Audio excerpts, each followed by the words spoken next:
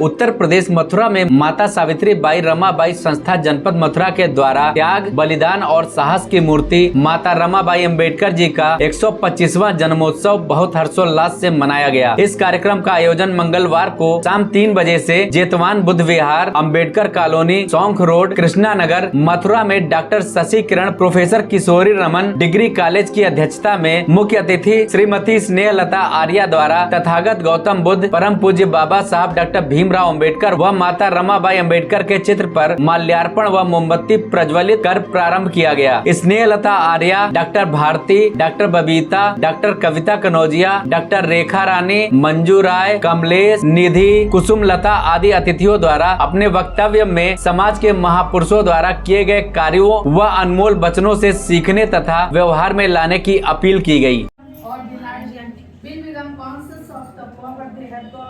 And be willing to put it to wise and effective use in order to secure their socialization.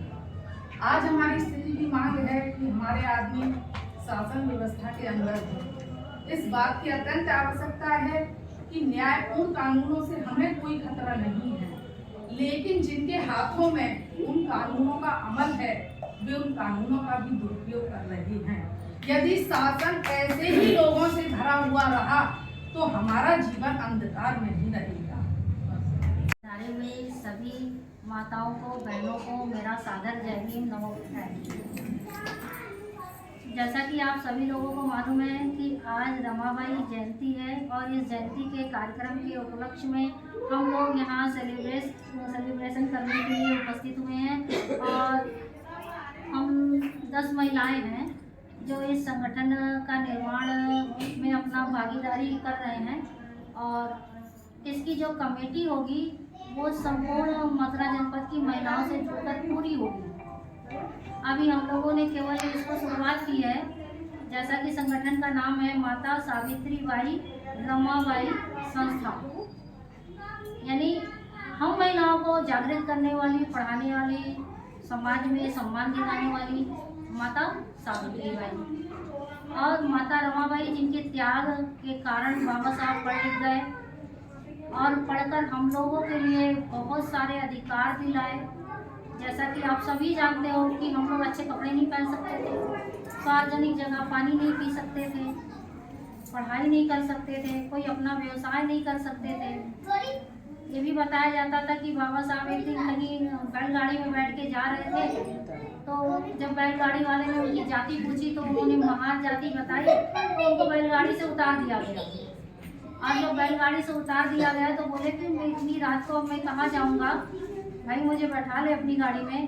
तो उस बैलगाड़ी वाले ने शर्त रखी कि गाड़ी तुम चलाओगे और मैं नवाब की तरह बैठूंगा और पैसे भी तुम दोगे।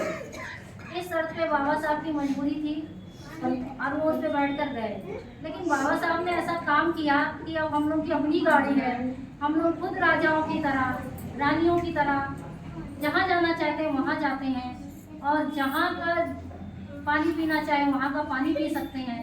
तो ये सब बाबा साहब ने हमें दिया है। हमारे लिए जो प्रेरणा स्रोत रही हैं उनके चरणों में प्रणाम करते हुए आज इस मंच पे और जो महिलाएं आई हुई गृहिणी हैं, गांव से भी हैं, वो ये ना सोचे कि मैं नहीं कुछ कर पाऊंगी, आप सबसे ज्यादा कर पाए। क्योंकि यहाँ मंच पे खड़े होकर के जो भी बोल रहे हैं वो अपने लिए तो लाभदायक होगा ही, लेकिन जो सुनने वाले हैं श्रोतागण उनके लिए भी लाभदायक होता है।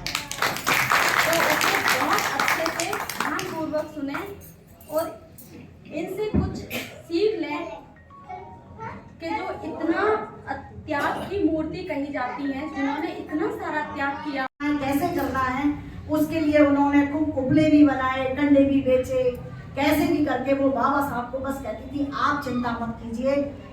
और उनके जैसा कि लास्ट जो उनका उद्बोधन था कि साहब जो कि मेरे बच्चे के लिए जब वो चिंतित होने लगे थे तब उन्होंने ये शब्द थे कि ये मेरे तो जाने की माता रमाबाई थी कौन। क्या वास्तव में आप लोग जानते हो माता रमाबाई जी के बारे में? नहीं जानते ना। हमें नहीं पता कि हमारे बाबा साहब ने जो जितना अपने इस 24 घंटे में से आप हमें 1 घंटा भी अपना समय दोगे तो हम केवल ये चाहते हैं कि हम अपने साहब की जब विवाह हुआ था तो वो केवल 5 तक पढ़े थे और उसके बाद उनकी पढ़ाई पूरी हुई है और 32 विषयों में उन्होंने डिग्री हासिल की है।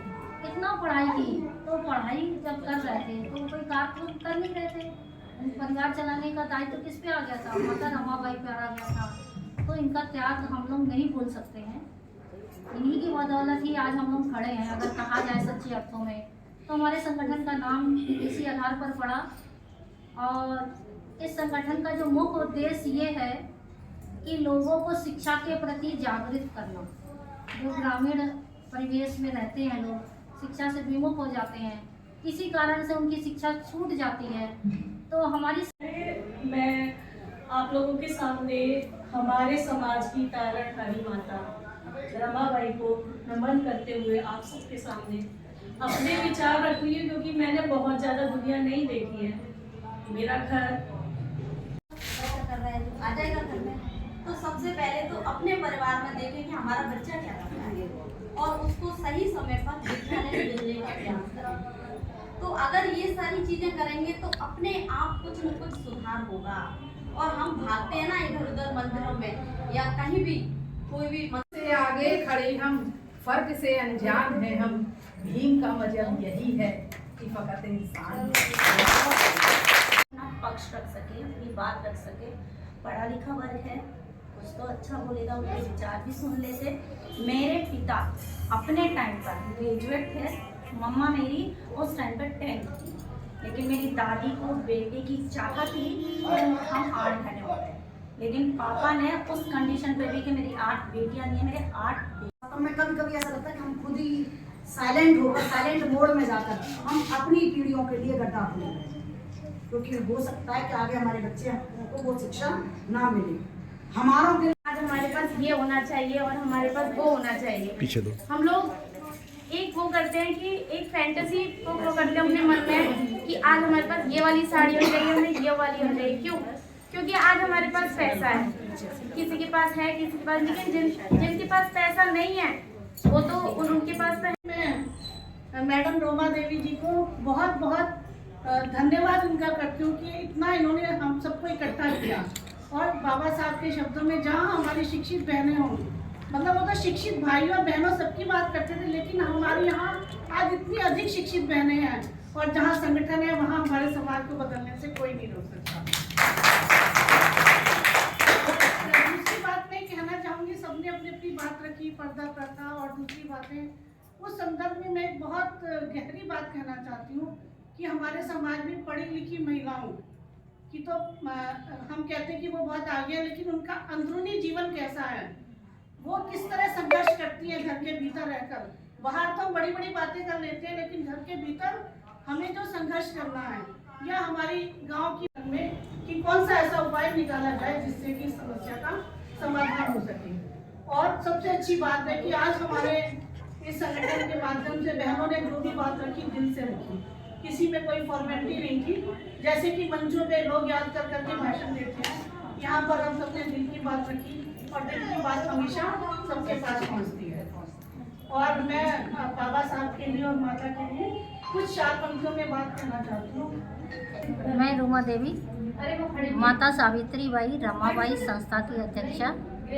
आज इस संगठन के बैनर तले माता रमाबाई की जयंती मनाई गई और जन्मोत्सव के कार्यक्रम में अध्यक्ष मैडम थी शशि किरण मैडम, प्रोफेसर किशोरी रमन डिग्री कॉलेज से, और मुख्य अतिथि थी आर्या मैडम।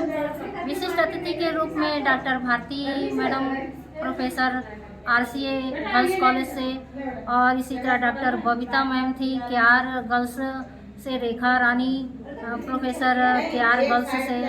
तो इसी तरह बहुत सारी विद्वान महिलाएं और माध्यमिक विद्यालय से, बेसिक विद्यालय से, और बहुत सारे ग्रामीण अंचल से भी महिलाएं यहाँ पर उपस्थित रहीं और सभी ने मिलकर माता रमाबाई की जयंती समारोह को बहुत ही उत्साहवर्धन से मनाया और उनके संघर्षों को याद किया और संघर्षों को याद करके उससे प्रेरणा ली कि जिस प्रकार माता रमाबाई अपने जीवन में संघर्ष करते हुए बाबा साहब की पढ़ाई में सहयोग करके जिसके कारण बाबा साहब हम लोगों को इस लायक बनाया, समाज में जीने लायक बनाया।